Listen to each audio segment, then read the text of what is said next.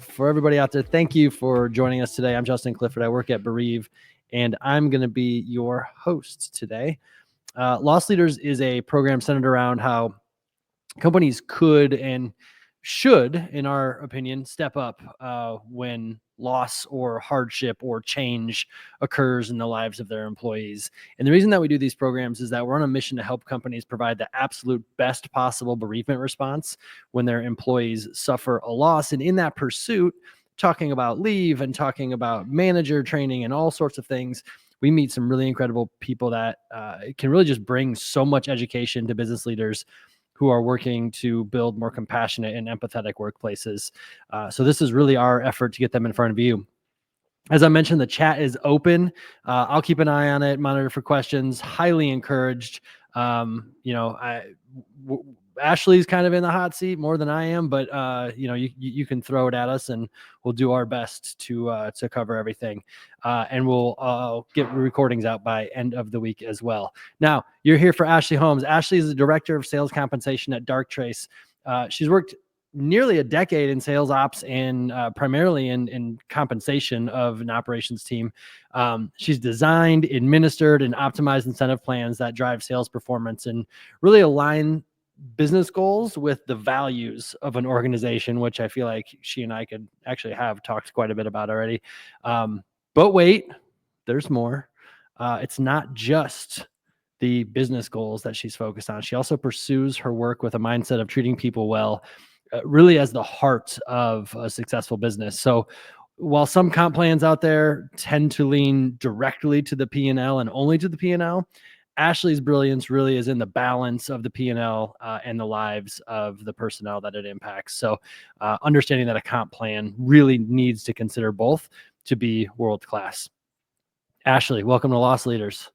Thank you. I'm happy to be here. So let's start a little bit with your role. Can you talk a little bit about what it is you do and how you view the intersection of your work throughout a company? Yeah, great question. One thing I want to call out is it varies. Some roles are very specific no matter where you work.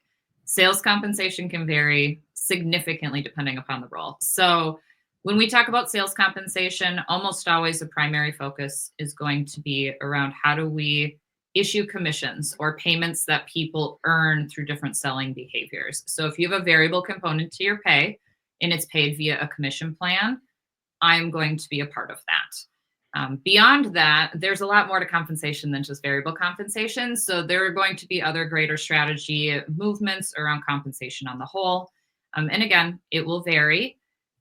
But I would say I'm kind of in the mucky middle of a whole bunch of teams. So you've got like an operations sphere and a revenue sphere and a finance sphere and HR people and legal. And so I really need to live right in the middle of all of those and make sure that everybody is well covered and that ultimately I can serve our sellers, the people who are on commission plans, at the same time as our budget holders, because of course it's a balancing act. Yeah, no doubt. And you just threw out 5 or 6 different audiences that you're trying to all move in the same direction, but probably in a very different fashion, I would imagine. It's a little chaotic. Yeah. Yeah. Can you talk about that? You mentioned something interesting that you said serve. Use the word serve with the sellers. Like how does that feeling of service kind of show up, not just with like communication with them, but then in almost advocating across the other departments that you mentioned in a way that also kind of moves the business forward? This seems like a hard job to me. It is hard and it's confusing because you have to keep your North Stars in line, but you also have to understand that your stakeholders, while everybody wants a great company, they're going to have a little bit of a different piece of the pie. So I would say in service, the way that I view this is that sellers are my customer, right? So if you are in sales, your customer is who you're building that relationship with, and you are figuring out what are their pain points, what do they need, how can we help get those out of their way, right? so that they can do great things. And so, very similarly, it's the same for me, but my customer is not external. My customer is the seller themselves. So, what do they need? How do we best equip them? Because ultimately, then the sellers will drive our revenue growth for the entire company. So, there really is a focus on seller as customer. Well, also understand that I have guardrails and parameters, right? I can't just say like, I want this and I want that, and I'm going to pay them all Mhm. $1 million. That would be beautiful, but that is not financially sustainable. And at the end of the day, I don't know about you, but I want to work for a financially stable company. Yeah. So we also need to consider our budget holders and how are we doing this in a way that's fiscally responsible, while also really creating the most humane experience possible for our sellers too. Yeah. You talk a big sales game, and then I feel the HR side kind of kicking in and the finance side kicking in. You're using phrases like fiscally responsible, I which is know, right? not typically in the sales org sphere. You're introducing it a little bit. Yeah, I love that. I love that intersection. So to you, as you think about leave management as it relates to compensation, um, why do you feel that leave management specifically is so important to a sales org? So I think there's kind of two ways that we can answer that. I would say the company answer is going to be that your sellers are your engine, right? So anytime that we disrupt the functionality of your engine, we're putting our ability to achieve our goals at risk. So that matters, right? That matters because we're here at the end of the day to build a great company and a great place to work that does good things. Um, on the flip side, I'd say really that the human answer there is that when we look at commission plans or leaves of absence or anything along these lines, right? These are critical things to people's lives. And we really need to take that into account. These are people's lives every day. I come to work and I spend more time with folks like you than oftentimes I really even get to spend with my family. So we need to consider those things. We need to consider life changing moments around leaves of absence. We need to consider people, paying for their homes and paying for food and access to healthcare and all of the things that make a society work well. At the same time, that we're folding into the fact that we don't want to disrupt that engine because we are here to drive company success as well. Yeah, I love it. Um, Not that I've ever worked with somebody, so this isn't a reflection of people that I've worked with at previous companies by any stretch, but it is a reflection on the way I hear people talk about compensation out in the world, and I feel like you're at a different. There is a different end of the spectrum from what you have demonstrated. Whereas, like, hey, we pay people fairly; they should come in and do their job. You're thinking about this as like not just paying people, but how it then impacts. It even sounds like local and maybe even a macro society to some degree. In the way you just described that, where does that like where in your career did that kind of turn on that like this is bigger than just paying people to do a job? It's a really good question. Honestly, it came with time. I think you get to those, like, let's call it starting years when things are ridiculously tactical, right? And especially when we're talking in sales compensation, like I need to keep the people paid. If I don't get those numbers to payroll in time, I Mhm, have hundreds of people who don't have nice things to say to me coming to me. mhm, So there's an elemental fear in just like everyday get it doneness there.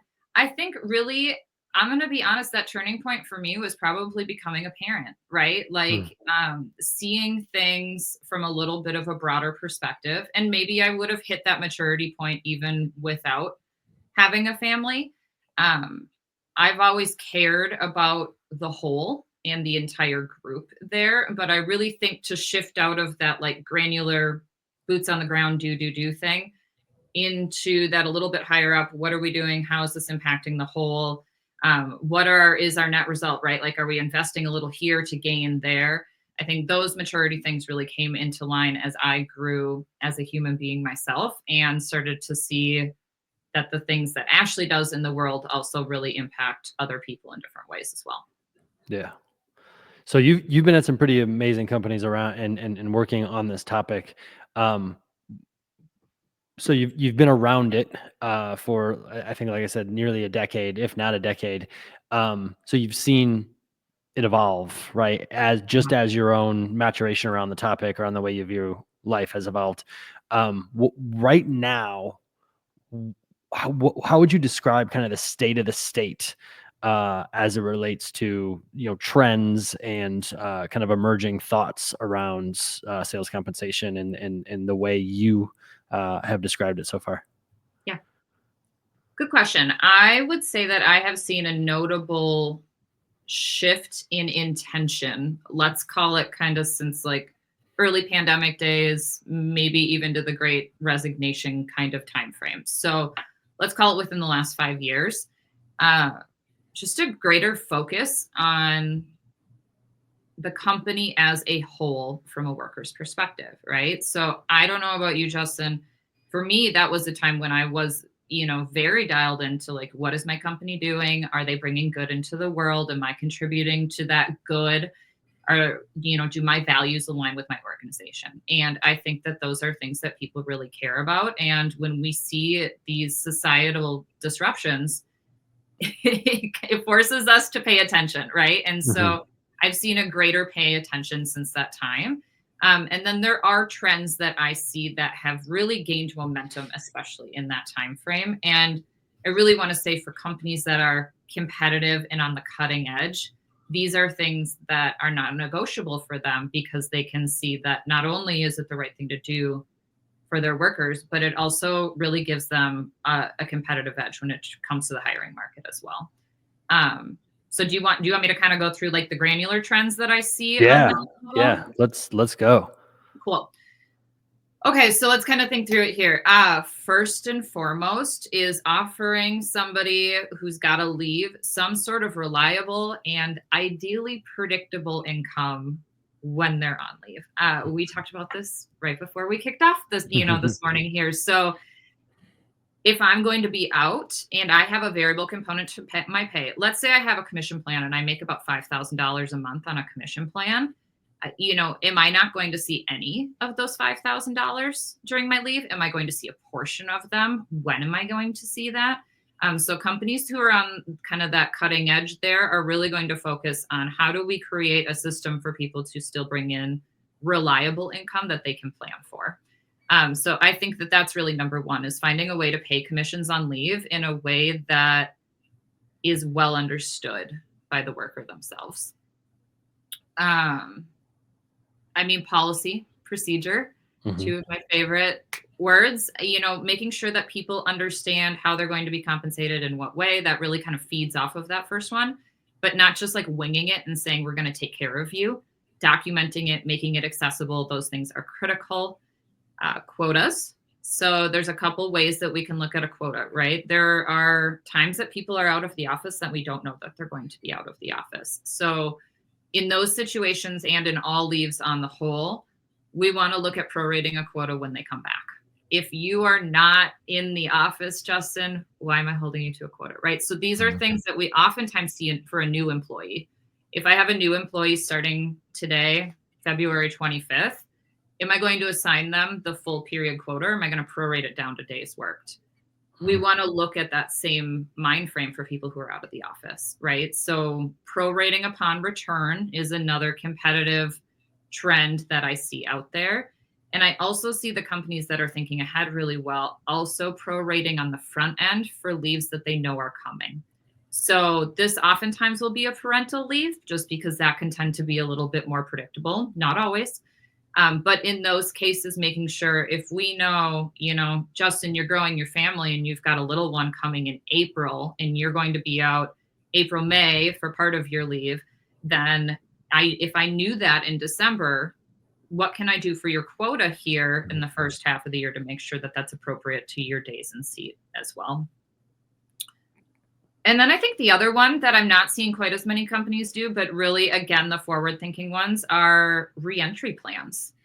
And this looks a lot like I'm going to compare it to somebody who's coming back on board or like a new hire. And I want to be careful here because obviously somebody who's been in seat is not a new hire, right? Sure. But also as somebody who's been on a leave of absence before, in some ways you kind of are like you need to reacclimate, you need to wade back into the pool. Hmm. And so for the companies that are really doing a good job thinking about this and creating a better employee experience around this, both for the people who are out and for the people who support the people who are out, is to create a plan and to sit down with those people and talk about how do we ramp up in a way that's humane and appropriate and works well given whatever your particular situation was. Yeah. Dang, where were you in 2018? Maybe 2017. I mean, I can tell you, but yeah. Yeah, I know. Where were you and why weren't you in my life is what I'm asking, I guess. This is all about me after all, right? No, like, having been a sales leader, having created these, and learning as I go with a lot of very generous, and clear feedback from, a handful of, new parents, um, uh, like that has formed the way I think about this. And without that, I don't know that, having the experience, I wouldn't have the view that I have, which I think is pretty aligned to yours. But I'm thinking about like this moment as a sales leader. So I've got this, let's just call it a spreadsheet or maybe a software tool that's managing quotas, right? And I heard you say, and it almost made my stomach flip a little bit. I heard you say, so and so knows that they're gonna be out. Like maybe they just told the manager. The manager looks to the spreadsheet, or I look to the spreadsheet, and I'm looking at the quotas. I'm looking at the quota coverage to the annual target. And I'm going, wow, okay, that's gonna take a hit a little bit. So the coverage goes from whatever 3x down to 2.7 or whatever, right? Yep. And then the next person comes, and they're gonna go on a leave, but it's gonna be shortly after that. And I go to the spreadsheet, and I'm trying to manage that. Like as a sales leader who is managing capacity, Yeah. and everything that you're talking about, which is all the right stuff to be talking about, like how do I get to a place where maybe my stomach doesn't flip when I hear somebody say, hey, good news, we're growing our family. It is good news, right? Like, I think we Yeah, need to, totally. like, we all kind of freak out first. And I think Mhm. that's a totally human response. Like, I live more of my life in fear than I would like to admit. Sure. Right? And like when you're a sales leader and you're like, am I going to hit this number? Like we are barely there already, and oftentimes you're going to lose a heavy hitter, and how are you going to juggle that? Like I get the fear, right?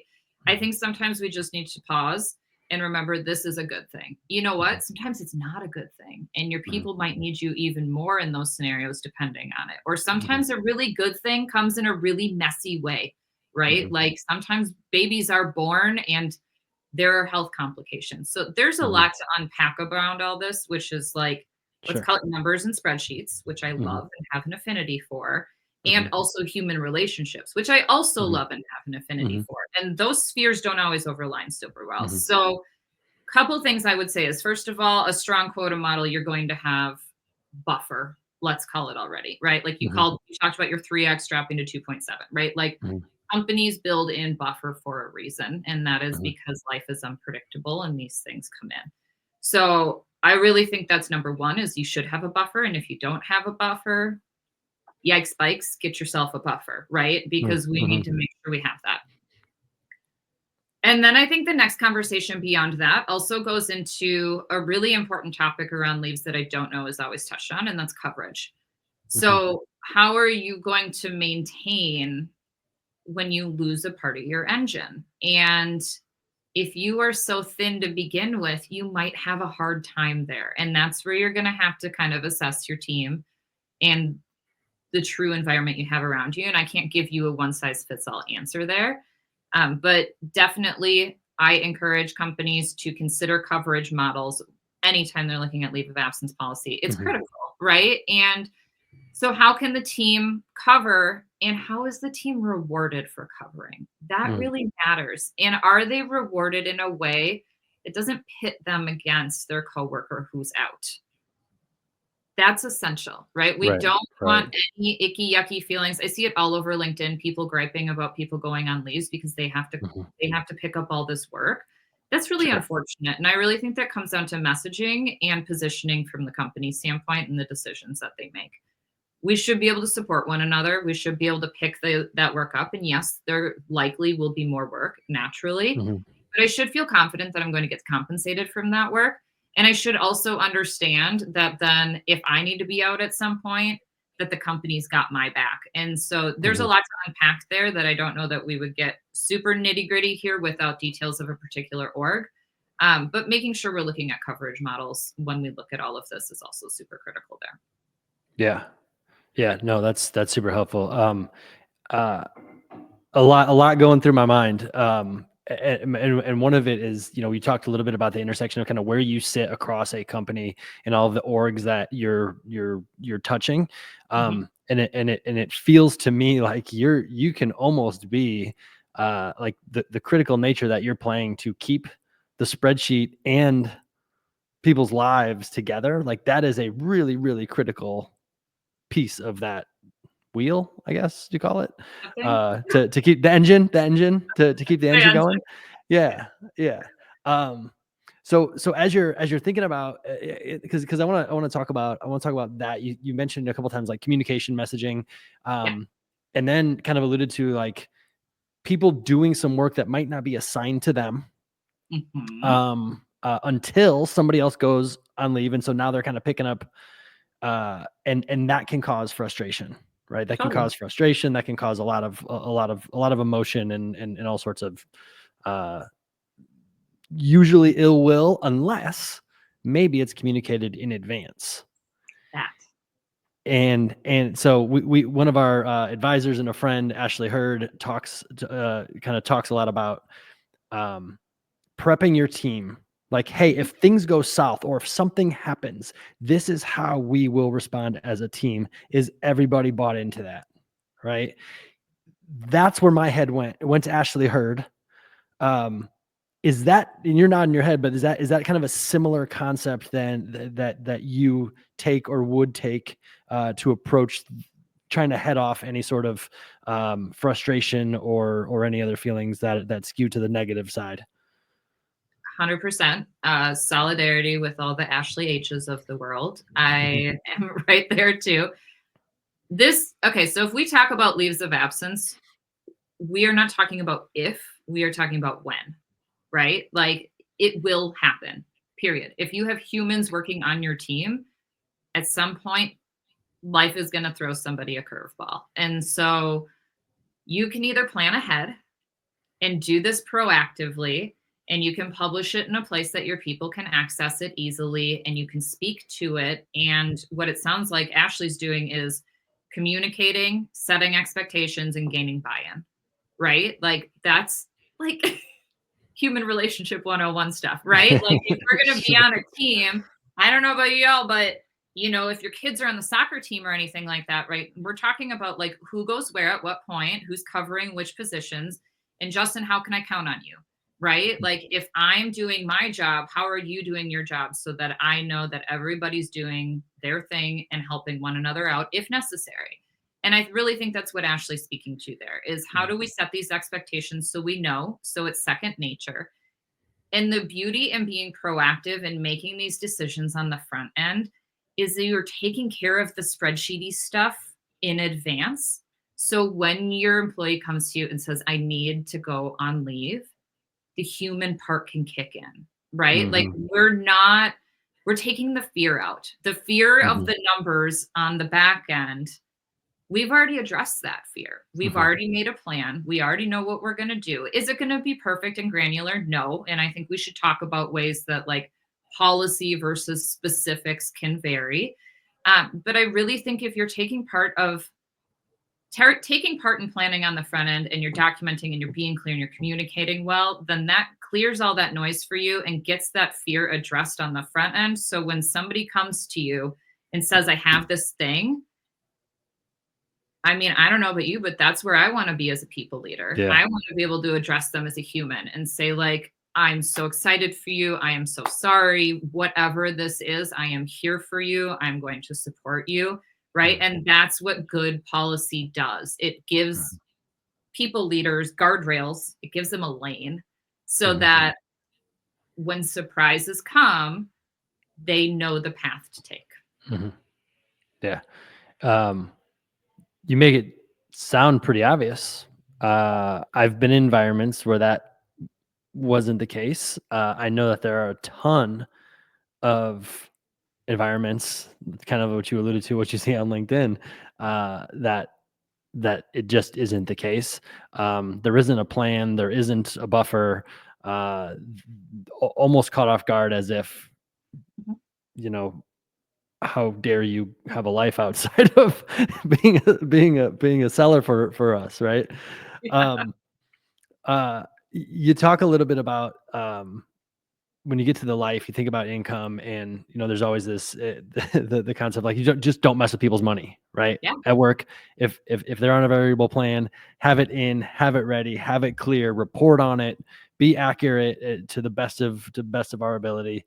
Um, how do you think about the reliability and the predictability of a plan on leave? Because when we get to that point, finance often can start thinking about, hey, are we double comping here, right? Totally. because As they because there's should. other people that are picking up work, right? So how do you think about creating that plan, in that reliable and predictable way, for the seller on leave, versus what the spreadsheet's going to say? Totally. So I think number one is finance isn't the bad guy, right? Like, I Right. think that's their job, right? Like, Yeah. we are asking them to know what things are going to cost and to be able Yeah. to model that and to be predictable and to help back the company's growth. So I just think I need to call that out, right? Like, they're Hmm. not the bad ones here. And Hmm. your CFO wants good things for you, right? Like, Hmm. I want to say that right away.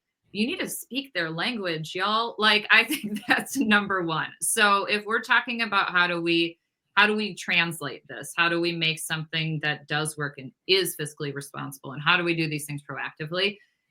We need to speak their language. And I don't think I have met a single senior leader that doesn't expect data. Hmm. So this is sort of like number one. Tools can help you here, but your brain can help you, right? Track them. Hmm. Track them. If you're not in a place where you can't, that sounded weird. I don't mean it like track them legally. Like, if Right. you know Right. about these Yeah. things, I want to call Right. that up. Right. If let's say that I'm on a people team and I need to keep tabs on leaves of absence, right? Then I have something. I have something. Or gosh, if I Hmm. don't, then I better make something swiftly that tells me who's going out. If they're in the US, what state they're in. If they're outside of the US, what country they're in. There's a whole lot of different factors that we need to bring into play around leave management. And we should have a hub for that data. Use that data when you need to translate that to your finance teams, right? They need to see the data and they need to see the specifics of your org. And so I think that that's really critical to bring in. How many people are going on leave every year? How long are they out? Are we seeing anything cost our organization because of this, right? Are we not planning well? Are we not planning coverage well? Are we frying out our teams, which is maybe leading to turnover for the people who had to cover? And are we not taking care of the people who went out well, which is also leading to turnover? Those things are hugely expensive for organizations, right? Mhm. So you can find data everywhere on that. I mean, there are some studies that show that it costs 3 to 4 times as much in annual salary to replace somebody Mhm. than it would be to just pay them and Mhm. retain them. Mhm. Um, use those to your advantage, right? Like, if your finance team speaks in numbers, bring them numbers and know your Mhm. numbers.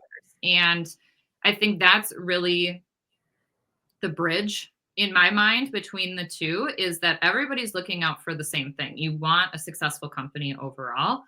Mhm. And how do you just translate and get it into their language so that you can be proactive? Because reactive is not a good place to be in Mhm. any of these situations. Yeah. Yeah. No, I love it. Thank you. Um, one of the topics, and I know this might not necessarily be your lane, but it is, it goes directly to compensation and the ability to hit a number that's expected to be hit, available to hit anyway, which is lead generation, pipeline. Mhm. Pipeline. So whether that's deals that you left, that you're Mhm. still working, or net new deals that are in the pipeline when you get there, or some sort of ramp period back.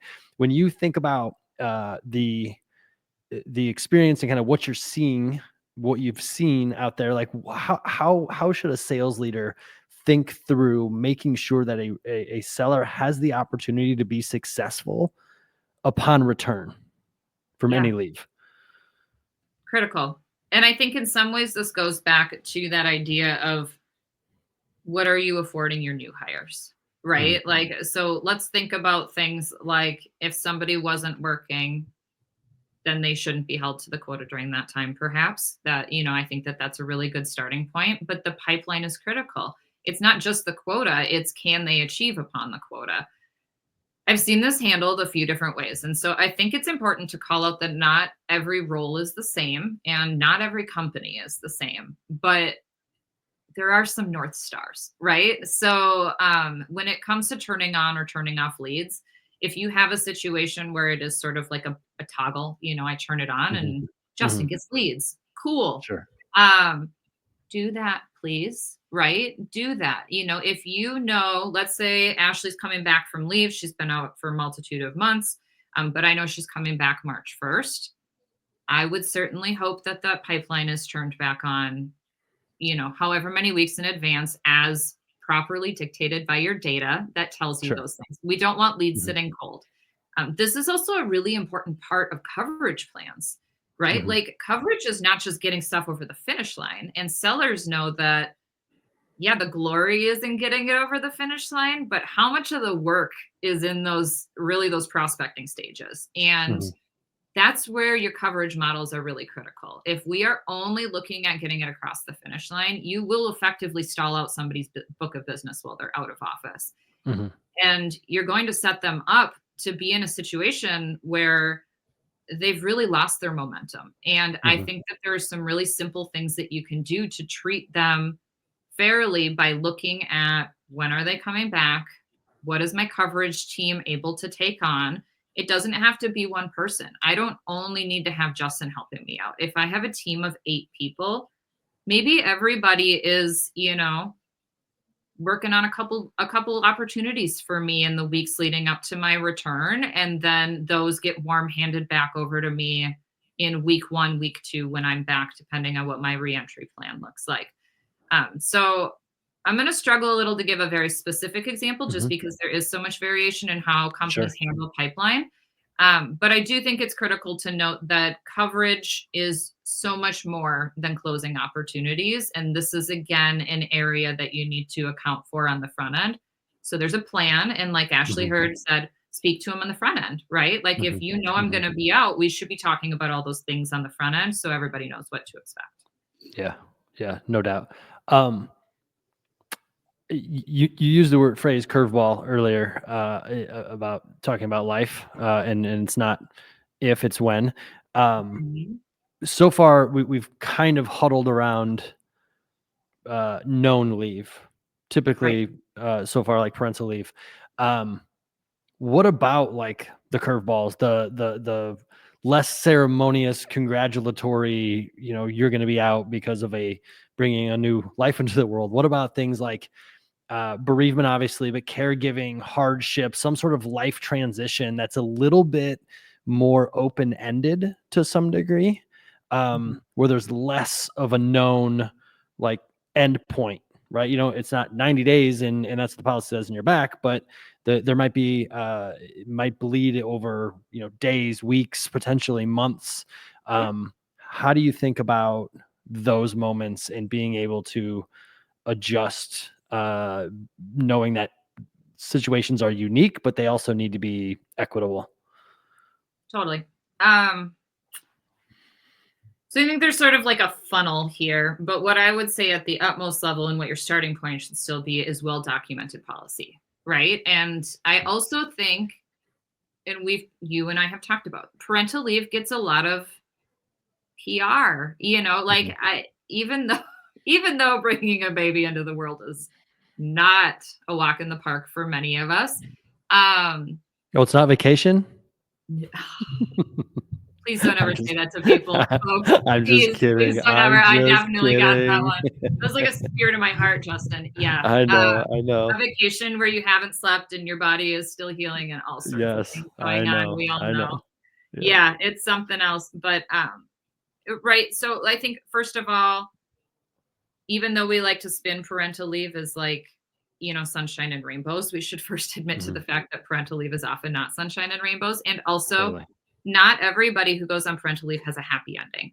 So Mhm. I think that that's a really important thing to call out, but that also feeds into what you're saying, right? Like, we're Mhm. not giving enough focus to the areas of life, the curveballs that suck, Mhm. right? Like the hard, the sad, the unpredictable, those things deserve just as much attention, if not more, and they're going to be significantly harder to plan for. So, Mhm. this is where you need policy, right? Like, you Mhm. need that framework. I need that lane as a people leader. I need to know Mhm. that my company says that this is what we're going to do for coverage. This is what it's going to look like when you come back. This is what we're okay with for payment, right? Like, I need that framework. And then I need to be equipped as a people leader. And I think that's Mhm. something that we haven't spoken a lot about today. But are your people leaders also being trained in things like emotional intelligence? Mm. Are they some things that Bereave offers, right? Are you getting training? I think one thing I would call up my own career is, gosh, the poor people who had to work for me when I was a brand new people leader, like, I didn't have training, y'all. Like, it was just like, you're an individual contributor who's hitting your goals. You are now a people leader, right? I Mhm. think we need to go back to that a little bit and look and see, how do we equip our people leaders? Because those are the people who have the direct relationships with the individuals who are going to go out. Mhm. And really, like, your HR people team does not know your specifics. They will get to know some of your specifics, but I personally think your people leader is the key to navigating from the big policy down to the granular, like, how do we handle this for Justin? Mhm. So if you have your lane and you know what's allowable and you know what kind of leaves are allowable, and you know that you need to loop in the people team so that you can have these discussions and help your person with that, then that, in my mind, is how we can best equip ourselves for something that is unpredictable, right? Like the non-ceremonious leaves, the things that aren't, we're not likely to know about on the front end. But if the framework is there, then we step into the door of the details when necessary. And so much of that fear is, again, taken out of it. And it allows our brains to really focus on what are the right details for Justin? What's the right way to handle this particular leave? There's a little bit of navigation there. Some people might need continuous time off. Some people might Mhm. just need intermittent time off. And Mhm. those are the decisions that, in my opinion, a people leader is a really good person to help facilitate when something surprises us. Yeah, no doubt, no doubt. Great call. Um, so let's just assume that there's a business leader out there that maybe is a sales leader, maybe not, but they're listening to you and they're going, "Oh my gosh, I don't do any of this. I have no buffer. We haven't had these conversations. This seems like a major project, and I'm really not sure where to begin." And they came to you and they said, "Ashley, I don't do any of this. I need help. I just need to start." Yep. Where are you starting them? Oh, it's such a good question. Okay, I want to say first, like, what my ultimate North Star is in all of this is, don't let perfection be an excuse for inaction. Mm, Right? Like, it's overwhelming. There's so much here, and you wanna do it right, and you hear all the ways that these best in class companies are handling all these things. They don't happen overnight, right? They don't. They don't happen overnight. Um, and so you really just need to hopefully take a breath and don't let fear guide you, and start to look at the individual situations. So if I'm thinking about it through the lens that I don't have an imminent leave, but I know that I have not prepared for this, I would say step one for me is to work with my HR people team to see if there's something that's in place that I don't know about yet. There are laws, depending on your state, that you should be aware of, and some things that will honestly impact people's leaves depending on where they reside at the end of the day, that you should be aware of. You might also find out that your company has a robust leave policy that you just don't know about. I'd like to say that doesn't happen, but it does. So check with them first and see if this is just more like an exposure thing or truly a lacking thing. If it's truly a lacking thing, then I'm going to be honest with you. The first thing I recommend you do is go get your data, go find your receipts, right? Like, how often are people going out? If you're not going out, let's say you're a founding company and you're the first AE, uh, go out there and get that industry data. Go socialize through LinkedIn. You know, there are so many people who are willing to talk about these things. And leave is really highly personal, but you can find data. Bereave's got data. You know, there are a bunch of different companies that I followed that focus on different kinds of leave.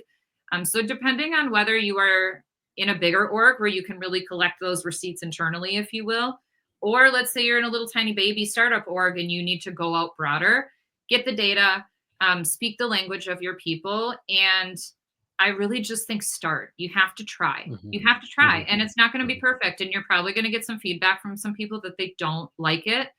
But that's a gift. It means they care enough to talk to you about it. And it gives you the ability to dial in one step at a time. Yeah, that's awesome. I feel like I can apply that to a lot of things, especially in my life. Just get a start. Same, same. Yeah, Yeah. that's awesome. Well, Ashley, thank you so much for being up for this. I know this conversation started because we were just throwing stuff back and forth at each other on LinkedIn, and I really valued your take and your approach. Again, I wish I would have had you or somebody like you in my head a lot faster earlier in my career, but really appreciate this and highlighting an area that probably just gets a little stuck in the murky waters of a P&L, but that can really make an incredible impact, not just on the sellers and the humans that we're working with, but also on the business. So really thank you for the insight and the approach that you're taking. Yeah. Happy to be here. You're doing good things. And yeah, I would just encourage people, give it a shot, right? Make your Mhm. company what you want it to be. I've seen a lot of leave policies really kick into high gear because people asked for them. So please just Mm. don't be afraid to use your voice and don't be afraid to try. Love that. Love that. Cool. Well, thank you. Everybody that's out there, thank you for being here. Join us in 3 weeks. I think it's March 19th. It'll be on LinkedIn. We'll get it up, but I think March 19th, we're going to talk to Ashley Sperling, who's the CEO of Compt, about all sorts of stuff, culture and leadership and creating a workplace of care and performance at the same time. We're going to throw a lot at Ashley and we're going to have a bunch of fun. Until then, easy for me to say, until then, be well. And thank you, Ashley Holmes.